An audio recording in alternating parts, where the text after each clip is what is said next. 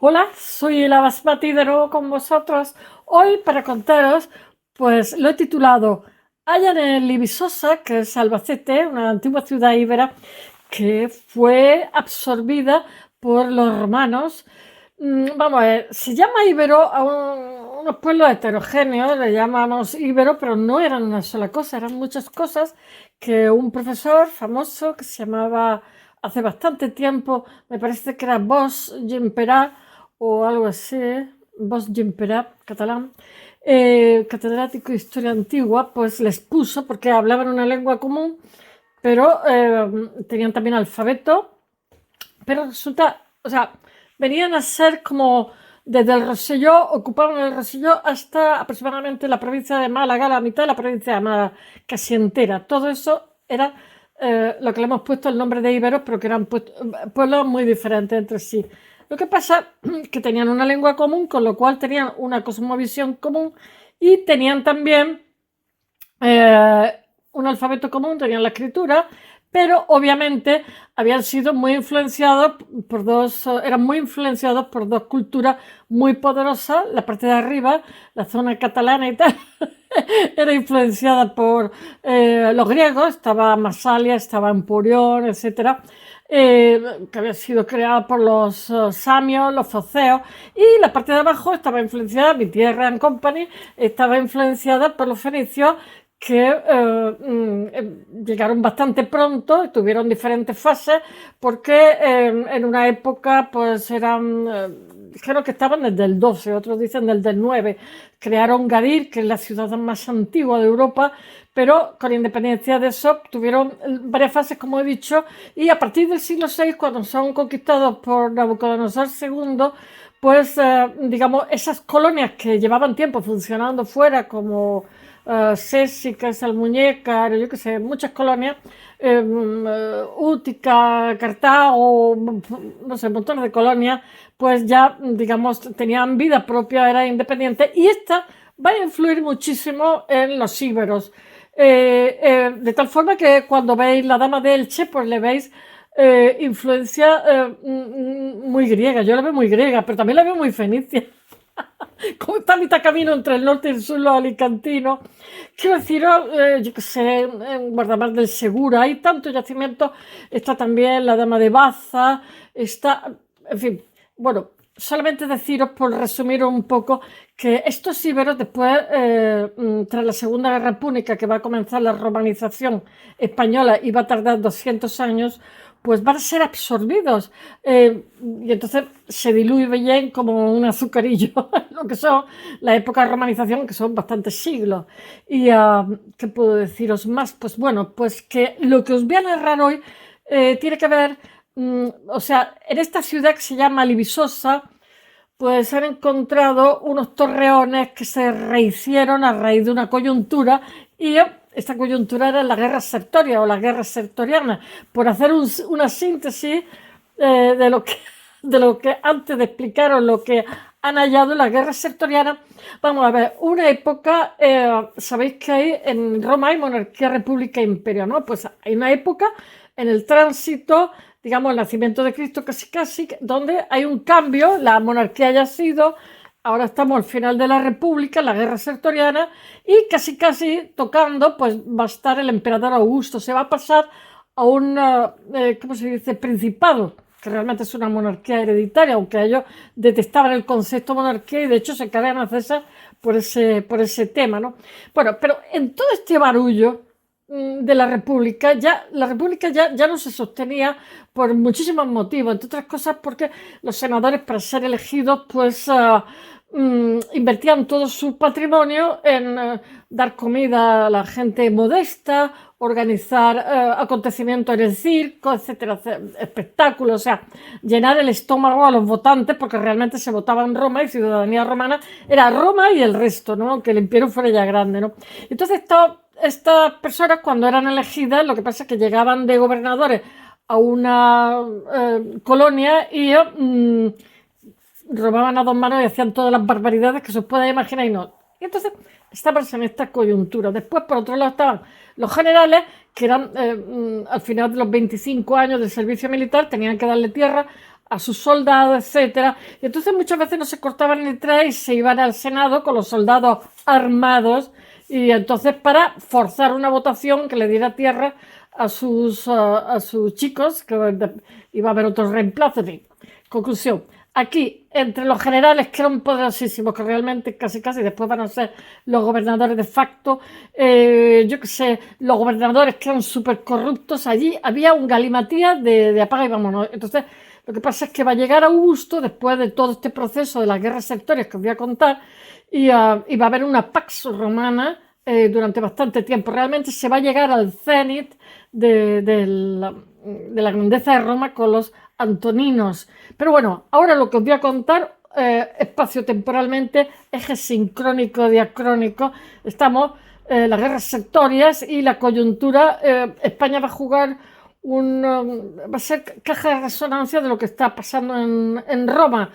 ¿Qué puedo deciros más de las guerras sectorianas? Pues que había esta Sila, que era un dictador, y para poner en orden, los dictadores no debían de estar más de 1 o 2 años, creo que eran 2 años, pero después Sila se perpetúa en el cargo y lo dificulta para que su heredero no pueda hacer lo mismo que ha hecho él, ¿no?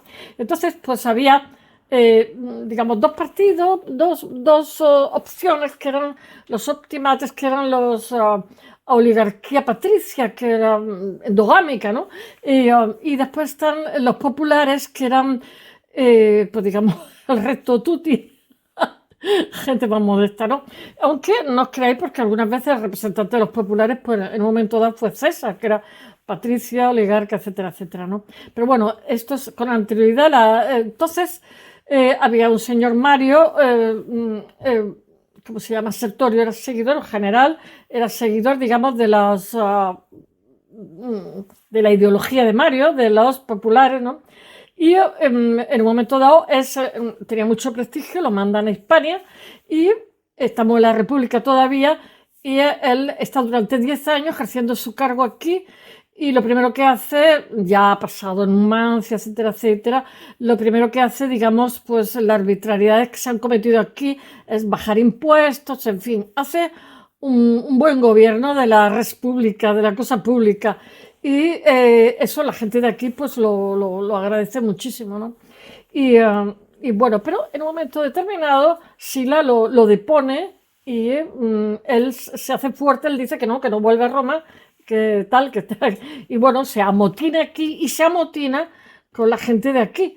Y para ello lo entrena, como era un general, lo entrena, digamos, a la manera romana, para que tenga las técnicas de lucha del ejército romano.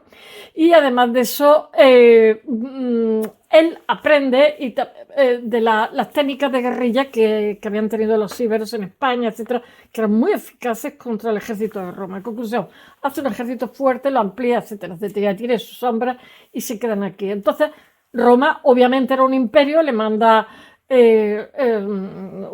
muchas legiones, muchas cortes, y él lo que hace es mandar a su general de confianza para que le corten el paso. Y no sé si por la zona del Ebro, por ahí, ¿no?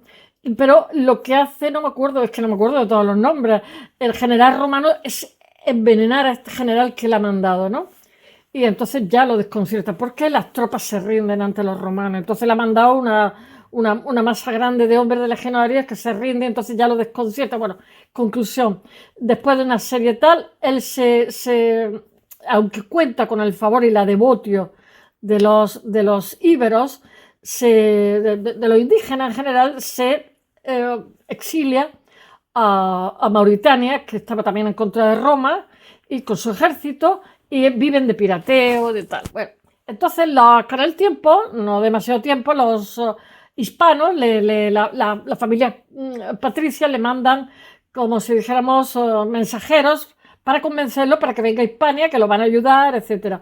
Y él lo hace, vuelve con su tropa y planta cara en España a Roma. Y entonces se le une también un general que también estaba amotinado contra Roma, que estaba en Cerdeña, etcétera, y trae sus tropas. Y cuando llega a Hispania, por la zona de Tarifa, vence al propretor, no me acuerdo.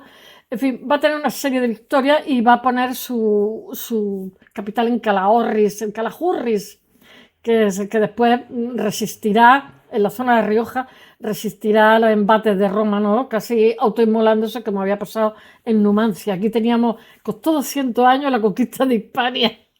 No quiero decir nada, porque obviamente la zona del Mediterráneo donde vivo se mimetizó antes por mil motivos, porque habíamos sido griegos, fenicios, de todo, y entonces pues, pero sin embargo los pueblos del interior y del norte pues no estuvieron de acuerdo con la opción, era un talante diferente y pueblos y talantes muy distintos. ¿Y por dónde iba yo? Bueno, pues sí, Roma siguió mandando, se le acosó y ya llegó un momento que perdió en la zona de Valencia, en Liria y después también en Cullera y no me acuerdo dónde más. Bueno, el caso es que en un momento determinado él había creado una academia también para los hijos de los principales de los íberos, etcétera. Y entonces, como no le prestaron la ayuda que le esperaba y tal, y se sintió traicionado, asesinó a todos esos niños que eran adolescentes, muchos de ellos. Fue una cosa horrorosa. Y entonces, en un momento determinado, en un banquete que organizaron sus oficiales, lo asesinaron a Sertorio y sucedió, Roma ya había mandado a Cayo Pompeyo Magno, entonces sucedió este general que había estado en Cerdeña y que era también reacio a Roma, pero fue vencido por Sertorio y fue ejecutado con Sertorio. Después, aunque terminaron las guerras sertorias aquí en España, después hubo a los 30 o 35 años, y también ocurrió aquí en España, estaba el triunvirato de Craso, Pompeyo y César, y bueno, Craso, luchando contra los partos para, digamos, cubrirse de honores, no solamente fue vencido, sino que lo mataron de forma terrible, ¿no? Entonces ya el triunvirato se quedó entre dos, que era Pompeyo y César. Pompeyo luchó con César, pero fue vencido y ya sabéis que César hace el paso de Rubicón, si no lo habría matado Pompeyo seguramente. Entonces Pompeyo huye hacia Egipto para refugiarse, para reorganizar sus tropas y volver. Era un estupendísimo general, ¿no? Pero en Egipto, Ptolomeo XIII, me parece, le cortó la cabeza y se la mandó a César. A César no le gustó nada esa forma de actuar, fue traidor con Pompeyo. Pero el otro, para ganarse el favor de César, después van a estar César ahí, representaba a los populares, y Pompeyo a los optimates. Y después César va a luchar en la península ibérica contra los hijos de Pompeyo. Muere uno de los hijos de Pompeyo, el otro huye. Ya os he hecho un resumen de la guerra sertoria. Ahora a ver si os cuento este artículo así, un resumen por encima. Queridos profes, espero que me aprobéis. Bueno, el título de hoy se llama, el artículo, hallan en Lisboa, Albacete, torreones romanos de una puerta de acceso y lienzos de la muralla construida por las legiones. Bueno, en un reciente informe, estamos en Castilla-La Mancha, que es quien ha financiado todo esto y continúa. Y se han encontrado, ¿cómo se llama? Cerámica sigilata, que era muy de los íberos, de color roja, muy bonita, de buen gusto. Bueno, se han encontrado montones de cosas. Bueno, el reciente informe preliminar sobre las intervenciones realizadas entre agosto y octubre de 2024, o sea, hace escasamente unos meses, en el Parque Arqueológico de Libisosa, en Lesusa, Albacete, que decían los árabes, ha puesto de manifiesto bastantes avances de lo que han sido del conocimiento de lo que fue la fase romana en esta zona tan histórica, que era íbera. Bueno, desde la construcción de la muralla republicana por el ejército hasta el ocaso de la ciudad en época imperial, fue quemada, achicharrada. Los hallazgos más recientes, lo que pasa, han permitido una mejor comprensión de su evolución y transformación a lo largo de los siglos, que fueron bastantes. Más allá del objetivo de mejorar el acceso al parque arqueológico, la excavación que han hecho ahora, el yacimiento, en el sector 17, porque aquello no se lo acaban, se inscribe en el ámbito de lo que es arqueología de conflicto, que llama, que está centrada en el impacto de las guerras sertorianas, que os acabo de contar, que son un poco tediosas. Son tediosas también para aprendérselo, pero afortunadamente hay vídeos, queridos profes, y como una peliculita, que son entre el 82 y el 72 a.C., sobre como os he contado, de Sertorio, sobre el Oppidum ibero-occitano. Este enfrentamiento, lo que pasa que fue un enfrentamiento bélico tremendo, porque España hizo más que España, la península ibérica hizo de caja de resonancia de los conflictos que tenían allí en su casa, ¿no? Y provocó la destrucción instantánea de lo que fue el asentamiento situado en el cerro del castillo de Lezuza, que es un acontecimiento que ha dejado una huella tremenda, tangible, vamos, tangible en el 2025, bueno, el 2024, en forma de restos humanos y registros arqueológicos que son absolutamente patentes. Bueno, y además muy bien conservados, porque si ahora lo pondré en el blog, si veis la cerámica sigilata de los iberos, digo, está estupendo. Bueno, como resultado de todo esto se han identificado contextos urbanos sellados que muestran como una especie de ventana privilegiada al pasado, que es maravilloso, permitiendo reconstruir con gran precisión, sería la palabra, la realidad de lo que allí aconteció, la realidad económica, social y cultural de la última fase ibérica, súper interesante, porque de los íberos, aunque tenían unos oppidum o ópida campamentos, que estaban como siempre como en alto, ¿no? Y luchaban entre ellos, entre los jefecillos, tenían en los caballos, en fin, es que si os hablo de los íberos, ya esto no lo cuento en la vida. Digo, bueno, y su contacto inicial con Roma. Tenían una iconografía muy curiosa, siempre lo digo, tenían un arte, o sea, tenían el lobo que se comía a las personas, pero realmente el lobo era el que permitía el tránsito al otro mundo. Y entonces el alma que se refugiaba en el interior del lobo, no es que se lo comía, es que hacía de protección. Y el lobo era un animal que, digamos, podía transitar entre los dos mundos incólume, indemne, ¿no? Bueno, uno de los hallazgos más importantes de la campaña ha sido la constatación de que tras la destrucción de un enclave íbero, un ejército romano, posiblemente el responsable del asalto, procedió a la construcción apresurada, por la cuenta que le traía, de una muralla defensiva de 3 metros de espesor. Digo, oh, madre mía. Esta estructura, que es erigida con un doble parámetro de mampostería ordinaria y un ingeniero alucinante y un relleno de piedra y tierra, ha sido objeto de investigaciones en este yacimiento en distintos puntos del yacimiento. Hasta el momento se conocían la puerta norte, noreste y sur de esta muralla, pero los recientes trabajos en la punta este han aportado bastante información y además información crucial sobre lo que era el trazado de esta muralla y su funcionalidad. O sea, esto es un hallazgo increíble. Y en las excavaciones, yo he visto unas fotos así con dron y son fantásticas.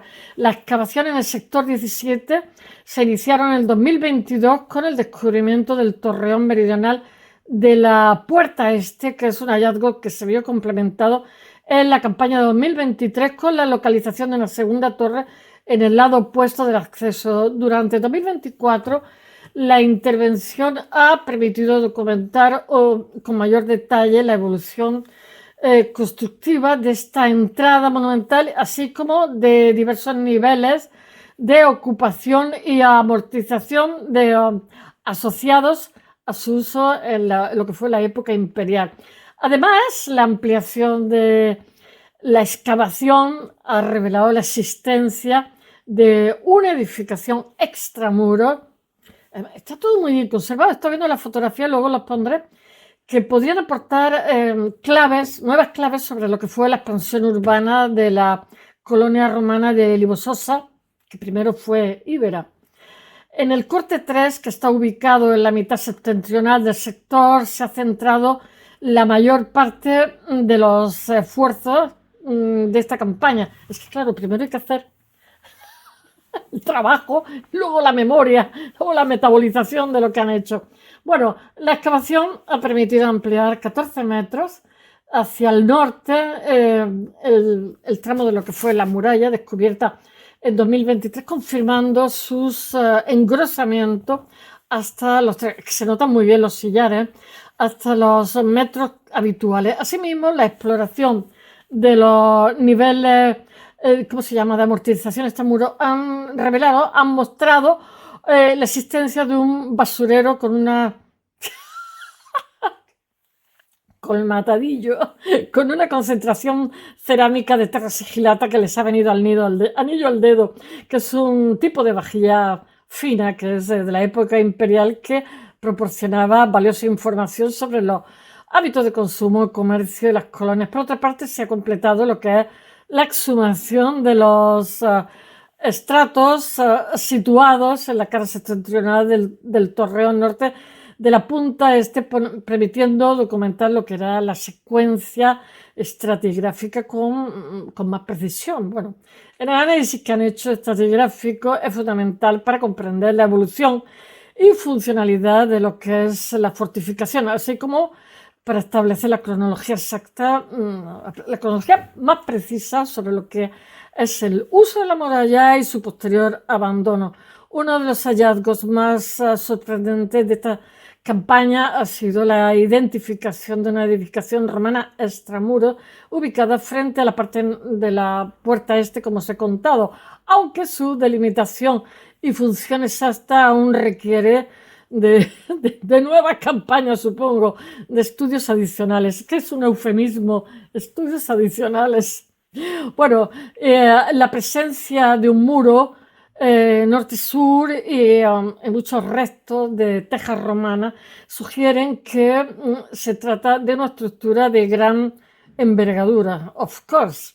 Este descubrimiento de gran relevancia y que hasta el momento no se había documentado edificaciones romanas fuera de lo que era el perímetro amurallado, lo que abre pues nuevas vías de investigación, no por nada, sobre lo que fue la planificación urbana, claro, los absorbieron, los engulleron, y el desarrollo de lo que fue la colonia posterior romana.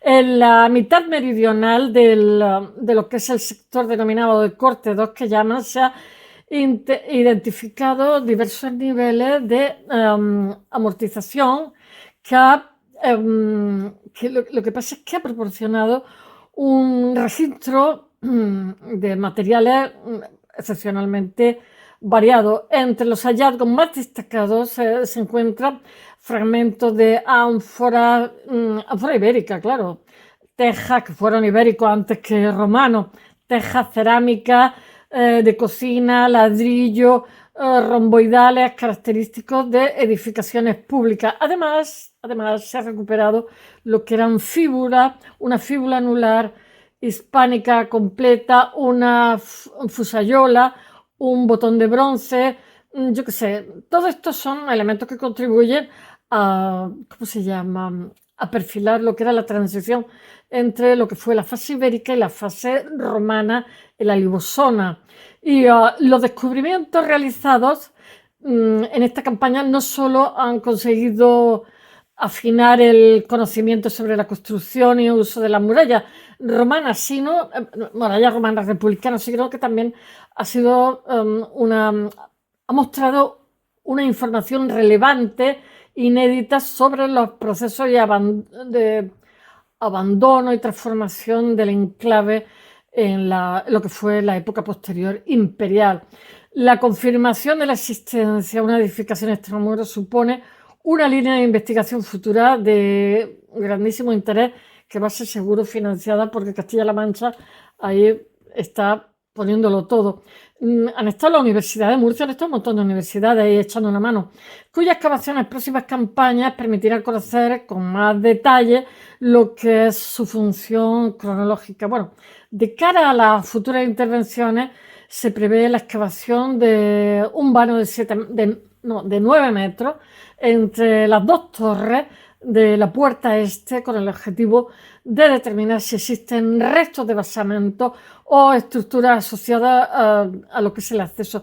Además, se trabajará en lo que es la adecuación del sector para su accesibilidad y puesta en valor dentro de lo que es el marco del parque arqueológico.